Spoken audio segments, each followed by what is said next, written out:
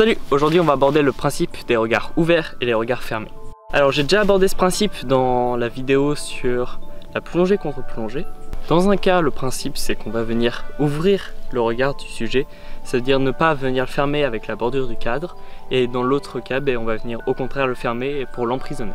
Du coup, le principe du regard ouvert, on va venir laisser de l'air devant le regard du personnage, ce qui va avoir pour effet de donner une impression que le personnage est à l'aise et en vidéo a énormément de sens, tout comme la plongée contre plongée. Un personnage qui va avoir le regard ouvert va être un personnage qui va avoir de l'ambition et qui va pouvoir être libre. Selon moi, c'est le sens qu'a ce cadre. Du coup, le principe du regard fermé, ça va venir mettre le personnage dans une position de faiblesse comme la plongée.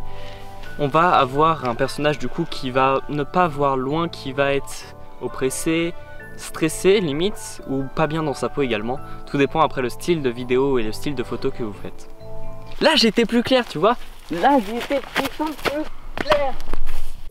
Cela arrive également qu'on joue avec les regards ouverts et fermés, même si le personnage est puissant, parce que s'il prend toute l'image, avec une grande importance et une grosse présence, un regard fermé peut juste le rendre totalement fou. Ceci on l'abordera dans une prochaine vidéo. Mêlé avec la plongée contre plongée et également les tiers et les demi, selon moi c'est là où ça a le plus d'importance, et les trois ensemble forment selon moi ce qui peut être utilisé en photo et en vidéo et qui peut donner le plus de sens à une image.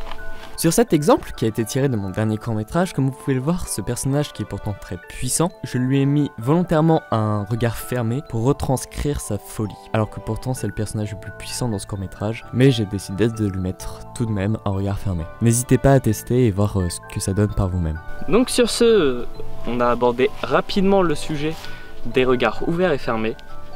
Je vous dis à la semaine prochaine. Ciao!